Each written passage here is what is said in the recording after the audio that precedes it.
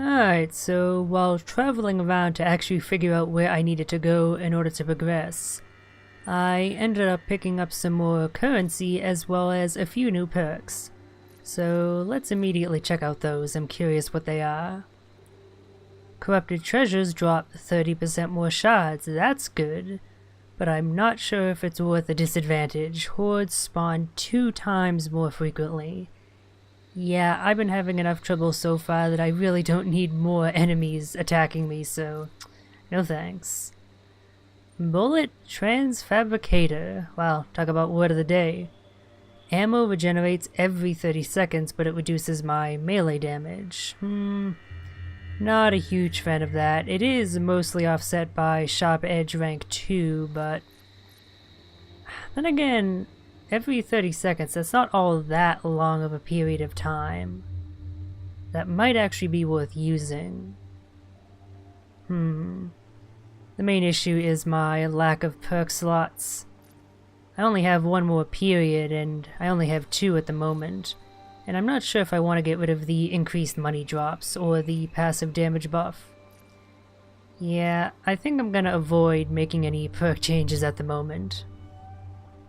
I did do a little bit of testing after Speedball mentioned that the shield converter plus shield flask combo that I mentioned last time is actually really damn good, and yeah, it's pretty damn good.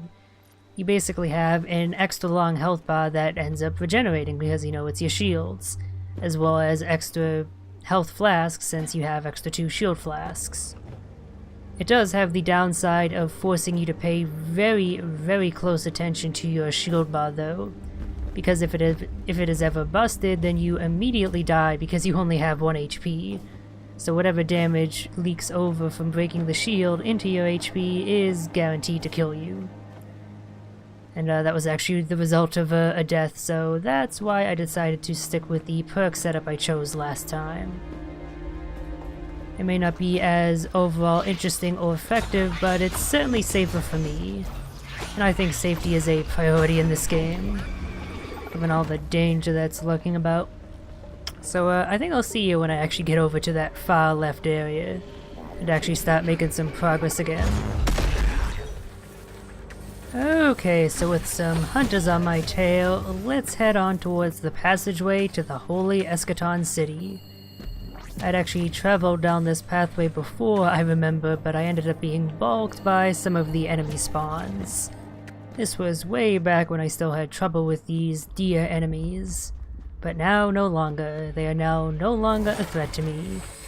I say probably only a few minutes before I actually end up dying. Still not sure what these shadow versions of enemies are about or why they even exist. Like maybe if they actually manage to attack you, they deal more damage or something, but so far they are a complete non-threat because they only take 1 hit to take down, so maybe they are just meant to be a sign that you're being corrupted with eldritch power, because I did only notice them appearing, I think, after picking up that first eldritch upgrade, so that could be why they exist. And they may end up becoming a more serious threat later on. Yeah, let's actually see what's beyond here now. A whole wide new world awaits. Looking at the completion percentage in the number of achievements I picked up, I look to be around 1/3 of the way through the game, and that actually fits with the fact that there appear to be 2 other divots at the Sanctuary, where there will be trophies for the next big bosses I kill. So I'm guessing there are 2 other large areas, probably one off to the right as well, which I can end up completing much like I did the first one. Hopefully in these areas I end up having an actual checkpoint and I don't actually have to go all the way back from the Sanctuary again each time I die. If I ended up having to do that, I would probably just quit this game right here because I don't have time for that. I don't have the patience. And I'm the kind of person that loves playing the Souls games and Masocore games.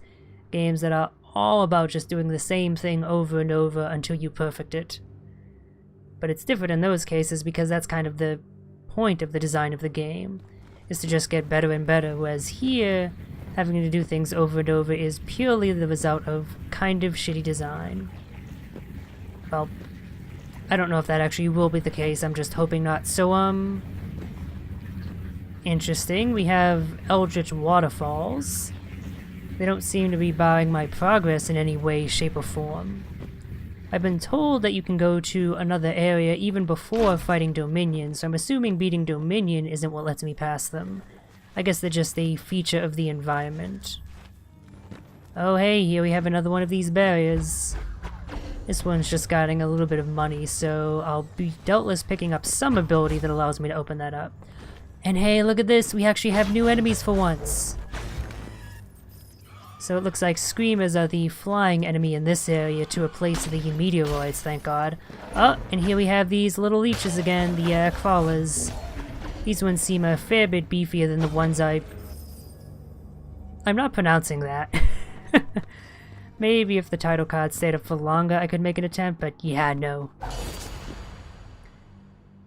Seems like these crawls are a little bit stronger than the ones I fought in the Dominion fight, and oh, here we go. That's how I get back to the Sanctuary. That's actually pretty cool. And you know what? That explains why previously when loading into the game, I had to specifically drop down there and end up loading in that entire area each time. Because the way the game is designed, it only wants to load in one of the major areas per adventure, because otherwise the loading times would be even more ridiculous than they currently are. Well, since I'm back at home base, I might as well pick up a few upgrades, right? I think I said before I wanted to focus on damage boosts, and I've not changed my mind on that. I think I was actually going for the shield boost as well, which will certainly come in handy. Up, and there goes all my money, all 2,666 of it. An appropriate number. Alright, so let's see exactly what this new area has in store for me. It's very distinct visually, and even the level design so far actually feels a fair bit different. Etagling Katagia. Yeah, that's my best guess. Okay, that was interesting. Right, okay. I keep confusing my shield breaking with the counter attack that my shield now has now that it's corrupted. Because it's not only a very similar animation, but I'm pretty sure it's the exact same sound as well. Which they could probably do to change. I'd like to not mistakenly think that my shield is constantly breaking. Alright, no crates so far, but there are a lot of these little pots about I can break for some small bits of currency. I suppose I might as well take the time to do that. Probably helps a little bit overall. Alright, it's gonna be a shortcut. And lore room. Okay, so ability shrine, ability shrine. I know where I'm gonna want to go first and foremost, which means heading a little bit back, unfortunately. Sorry to do backtracking so quick, but that lowermost ability shrine looks like it's a little bit closer. And it looks like I'll need to head roughly down and to the left if I want to get to it as quickly and efficiently as possible. And I do, because I kind of want to spend as little time traversing these areas as possible. It's when I end up just wandering around them a whole bunch that I end up having a lot of trouble. As just endless hordes of enemies end up coming after me.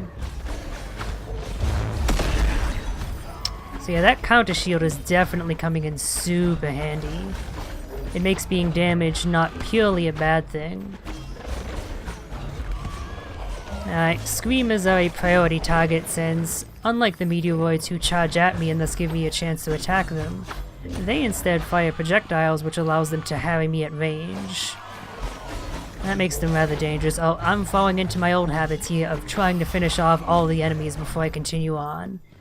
And as I found out previously, that's not really the secret to success in this game. You have to kill as many things as possible, but you need to constantly move on while doing so as well. At least if you want to actually make progress, that is. So I'll wait for them to chase after me. They have the ability to teleport, I'm sure they won't have too much trouble doing that. Wow, look at that tiny cute baby room down there. It's adorable. Alright, so heading down here was a bust as it turns out. I'm gonna need whatever item is needed to remove those barriers.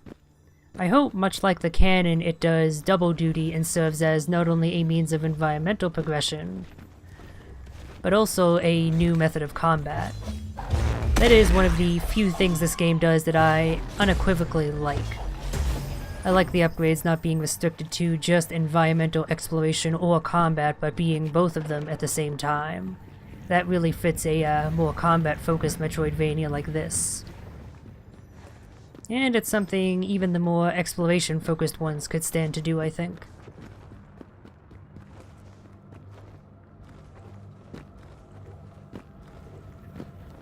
Hello there, Shadow Tendril. Are you dangerous? I think it's just part of the environment, which, I'm gonna say I'm not a huge fan of that. The fact that there is a suspicious, shadowy, moving thing that is literally just environmental detail. I feel like at some point I'm gonna end up... That's why they told me to listen for secret chests. I wonder if then they can even show up in the first area at all. Or if it's only in this second one where they have a chance to show up. Because I'm pretty sure I never heard that ringing before. Maybe it's just the way the levels were generated. That's one of the issues with procedural design. I had one thought I didn't finish, but I've forgotten what that is, so sorry about that. I may come back to it at some other time. I may not. I am quite fickle. Okay, now's a good enough time to use the cannon. Things are getting a little bit chaotic, and I'd like to halt that. Okay! Not just a little bit chaotic. Jeez-a-loo. Alright, another cannon shot. It seems I have a chance of picking up ammo from these enemies. Either that or it was from the pots I shattered, so I should definitely continue to break those. Oh, okay. That's why they have these waterfalls. They actually end up blocking off portions of the environment. Okay, I'm learning. I'm guessing then the other upgrade I'll be picking up allows me to make my way through them. I'm curious what an upgrade could be. If they just wanted to make it an environmental upgrade, they could just make it a passive item that nullifies this effect. But if they were to make it have a combat use as well, I'm trying to think of what they could possibly have that be. And I'll be honest, I'm kind of coming up blank. So I'm looking forward to picking up whatever ability that is, that's for sure. I imagine whichever one allows me to get rid of those barriers is probably just like an attack of some sort. It'd be especially nice if it ended up being some sort of extension to my basic melee moveset, rather than a special move a la the cannon.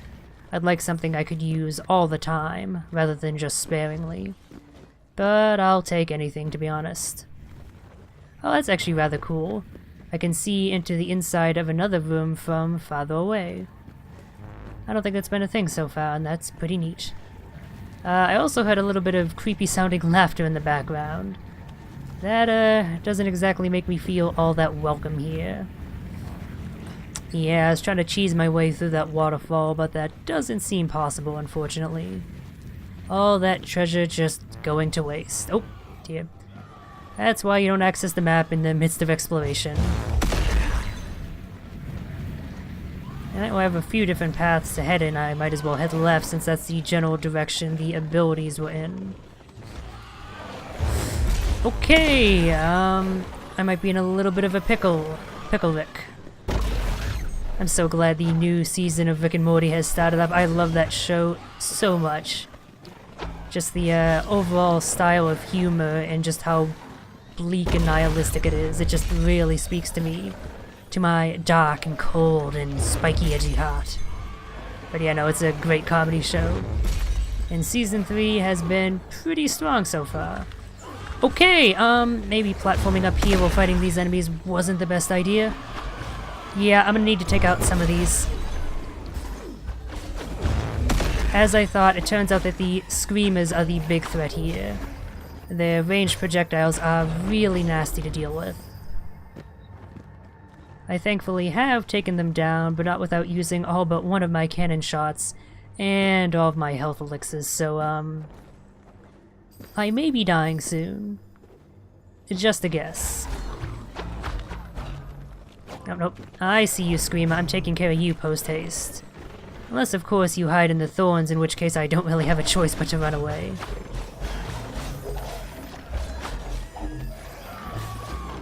You know, I gotta say, while I do like the designs of the enemies, they aren't always distinguished from the environment all that well.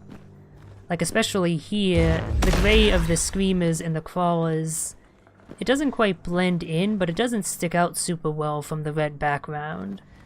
And that is definitely something of a design issue. In a game like this, when you're being hounded by so many things at once, it should be really easy to tell apart the enemies from everything else. And that's not always the case.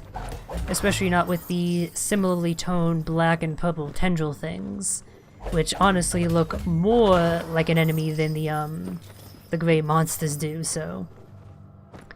It's a game that, again, looks great, but doesn't have the best visual design for a game. Because one of the important things you have to keep in mind is readability. If you can't tell what's important from what's not, and what you can interact with from what you can't, then it doesn't matter how pretty it looks, it's bad visuals as far as the game is concerned. There's actually a game that showed up on my Steam, not wish list, but just like recommendations a few months ago called Plague Road, I think. It's a game that, what's his name? Jim Sterling was actually involved with to an extent. I believe he did some voice acting or something for the game. And it was a game made by an acquaintance of his. But the game itself, it has a very interesting and distinct art style, very colorful. But as you can pretty much immediately tell from looking at the screenshots or any of the videos, it's really bad in terms of art for gameplay because there's basically no color separation. While everything is all super detailed and bright and colorful, it all ends up bleeding together, resulting in a huge, just kind of swirling mess that you can't really piece apart. And that's the main reason why, despite being really interested in the game visually, I never bothered picking it up. It looked like it would just be a huge chore to end up playing. Okay, I gotta stop extinguishing my energy so much. I really wish the cannon did not require energy in addition to ammo, but it is what it is. Just gonna let my shield regenerate as I wander into a lower room. Hopefully I don't die while listening to this exposition. Oh, that's interesting. I'm not sure if I just killed that enemy at the exact same time, but I think striking these lore bits actually kills the enemies. That's convenient. I didn't realize that before. And I think I specifically complained against the game not doing stuff like that, so my bad.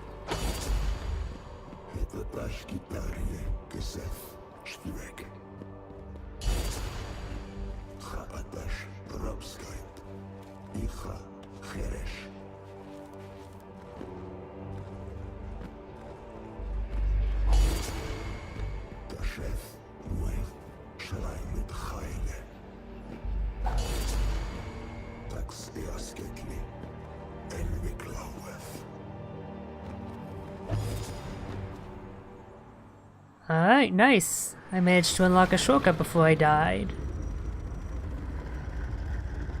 I was gonna say, since I'm so low on materials, on resources, I should probably return to home base and stock up, but that's not actually a thing you can do in this game, is it? You can't just return to the sanctuary and rest. I could quit the game, but that would cause another regeneration of the world assets. And then I'd have to sit through a loading screen, so screw that. I'm continuing on until I keel over. Who knows, maybe I'll be able to make some more permanent progress this time. I'm actually fairly close to an ability shrine, it looks like.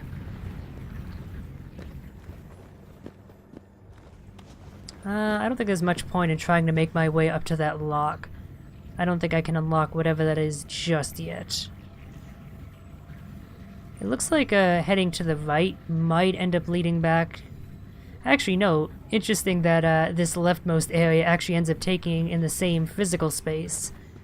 At least as far as the map is concerned as the first area. Probably a bit of laziness in the design there. It's easier to do that, I imagine, than trying to make sure everything fits together. Especially when you have procedural level design. But it also does fit the whole Lovecraftian madness, things of really confusing stuff they have going on. I imagine the reason they did it is for that more practical design purpose, but the fact that it fits the themes that they're going for is a nice use of convenience, I guess. Kind of like how in anime, the ones with smaller budgets wind up having... Yeah, it certainly is a word. Wind up having a lot of scenes with limited animations, but the smart ones wind up using those as character moments as well. A good example being Neon Genesis Evangelion, and I think I'm in for a fight here. Yep, okay, lots of crawlers, and other things as well. Or are they all crawlers? I think they're all crawlers. And screamers, because of course, I have 2 cannon shots, so I'm gonna have to make good use of them. Unless I run out of energy like a dope. Yeah, I'm just gonna die here. I'm trying to strike the screamers with the cannon blast so I can take them out. But it seems that was a mistake.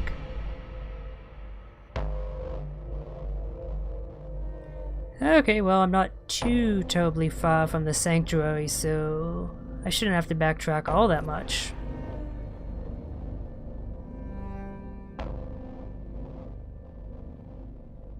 This is an oddly long loading time, though usually the death ones are a bit quicker.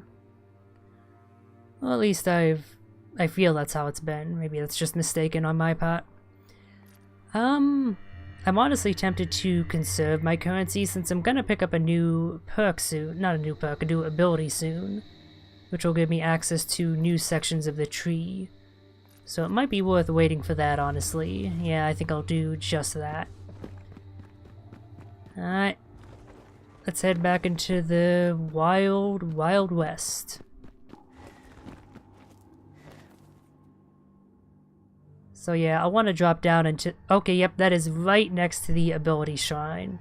Presumably, if I can survive whatever that room holds for me, I'll be able to access it. Unfortunately, it will take a little bit to get back there, but let's see if I can do so without losing all of my resources this time. I would say I'm more practiced at fighting these enemies, but that's only technically true. I may be more practiced, but I don't think I'm any better at fighting them than I was when I first entered this area. Really, the big issue is the screamer jerks. They do a surprising amount of damage, and they can do so from complete safety from far away, preventing me from properly responding in a lot of instances. Honestly, it's even difficult to know to dodge their projectiles because the projectiles are the same gray color as they and the crawlers are. And just touching the screamers and the crawlers when they're not attacking doesn't hurt me. So when I see more gray, I'm like, well, I'm not like, oh, I need to avoid that. So perhaps their projectiles should be a bit more vibrant in color. Just a suggestion. That's my attempt at pronouncing that. Either that or me speaking in tongues. Who knew the Bible was so eldritch? Alright, let's see if I can survive this gauntlet this time. Maybe I'll have some extra ammo from these pots, that would certainly help. Which is why, of course, I don't. Alright, so I'm going to want to try and lead the screamers down here so I can take them out, and the crawlers in one fell swoop. For some reason I got stuck there, I'm not sure why, but that was annoying. Alright, we have another new enemy there, a big boy. I think I'm going to avoid them last since they don't seem too threatening. Again, mostly going to focus on these screamers, since I find their shots so difficult to avoid. Maybe try and target the big boy with my cannon shots as well if I can manage it.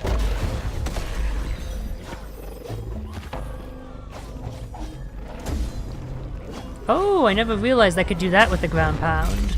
Lighter enemies I end up rocketing up into the air. That's cool. That might come in handy if I can use that more purposefully. Alright, this actually wasn't all that bad of a gauntlet. I say right before the second wave starts and brutally murders me. So what is that big boy enemy, or did I already manage to kill him? I managed to kill him. Okay, well, I missed whatever he was called, so I'll have to find another one of those first. Let's see. Well, I can't exactly head back up, so I might as well Rogestag Erling Egg. I could give a better shot at pronouncing those if they actually stayed up on the screen longer. That's probably why they make them disappear so quickly. They'd be less ridiculously impronounceable if you could actually read them longer. It seems I'm gonna have to take the scenic route to that ability shrine. Not gonna make anything easy for me, are you, game? Okay, this is called a Devourer. An appropriate enough name. I like how it's basically wearing a cloak.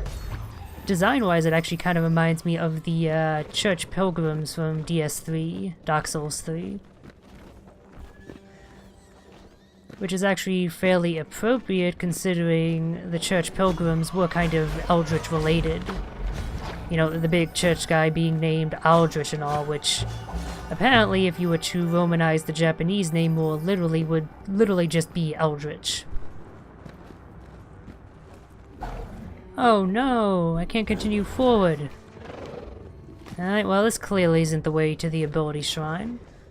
Since I don't think any of the ability shrines I've come to thus far have actually been blocked off by other abilities. The way they've designed them means that you can go to any ability shrine first and be able to access it. So there's gotta be some path that'll take me to there. Oh right, I've run out of ammo. That's less than ideal. Hopefully I'll be able to pick up a refill at some point. It'd be nice if I could pick up a perk that would make ammo drops more common. I could definitely use that. I'm honestly not even sure where I should be going in this whole hut mess. I'm just kind of wandering around, hoping I end up discovering something useful.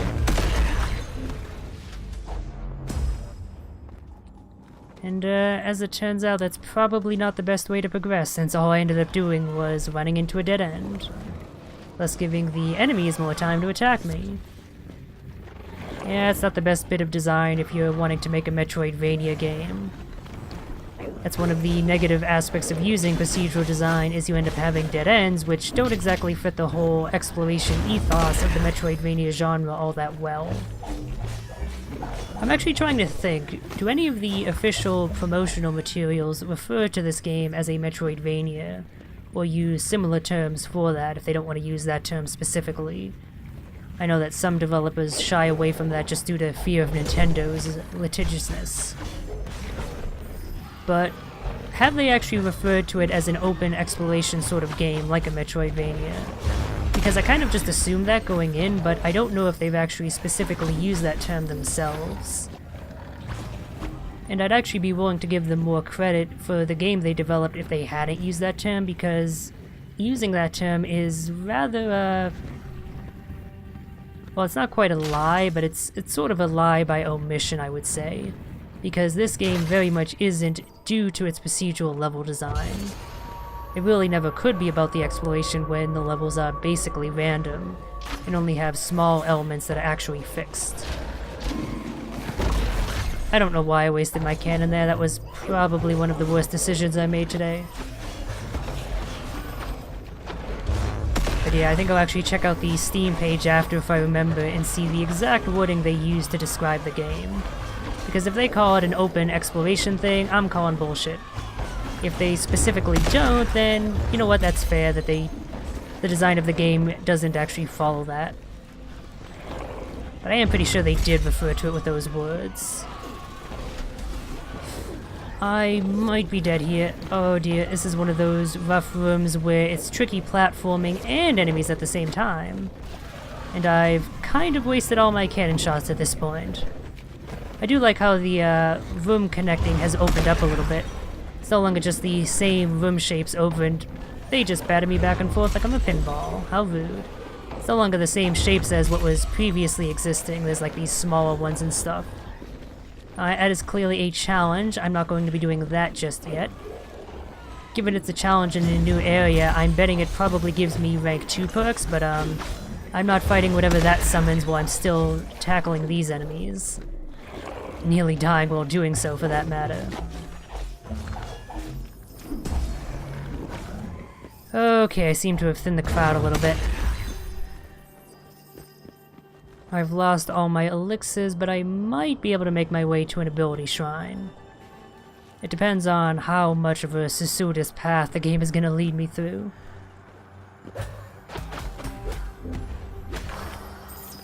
Hey, ammo refill, that's exactly what I was looking for. Now if I could find just a single health flask, I can probably, safely say I can make it to the next ability shrine. Thank you, game. Thank you for finally, at last, throwing this dog a bone.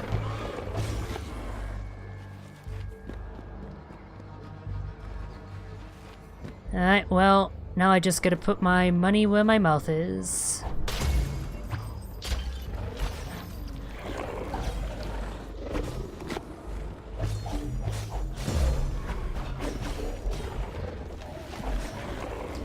Oh no, we're at the start of another set of vicious horde enemies. I'm not sure if I should try and thin the numbers as I go along, or just make a straight beeline to the ability shrine. Again, it kind of depends on how close the ability shrine actually is. In terms of sheer physical distance, it's not all that far away, but who knows how many rooms they're actually going to make me go through to get to it. And if it's a long enough distance, I would do better to take out the enemies slowly and surely along the way. It does look like, though, that I should be fairly close to it now. And actually, I might be able to unlock a shortcut down here as well, which will help if I end up dying. So, let's do that. Booyah! Come on, all I want is a— oh no. It's never a good sign when the screen zooms out. I think I'm about to meet the start of a whole bunch of trouble. Yeah, what do you know? Yeah, I think I'm just gonna run to the ability shrine. If I can make it there and pick up the ability, everything else should end up dying, in which case I'll be perfectly fine, so I'm just opening my map on occasion just to make sure I'm going in the right direction.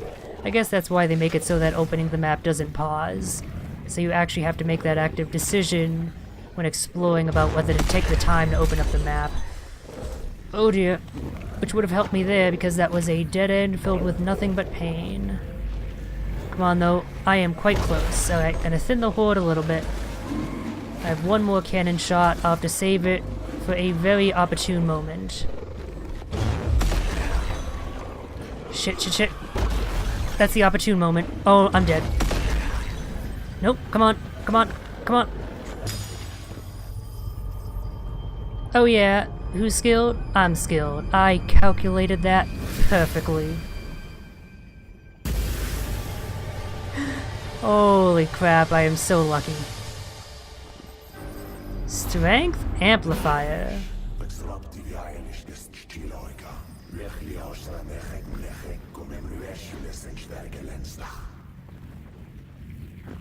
So, I was asking for an ability that boosted my basic melee capabilities.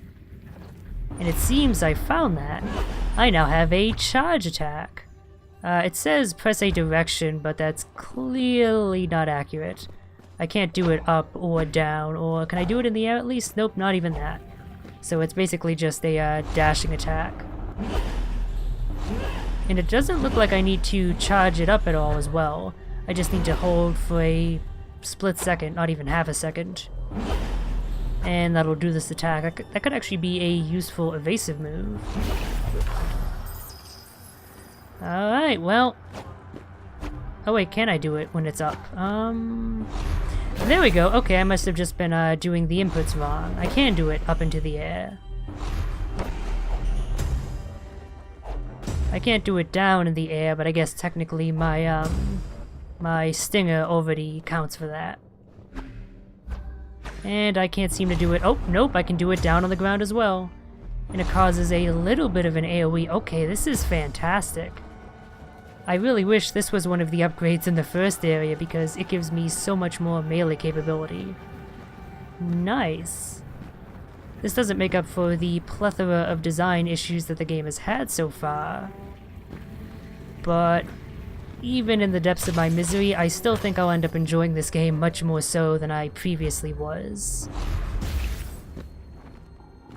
Alright. I've actually made some decent permanent progress here. I know, I'm shocked too.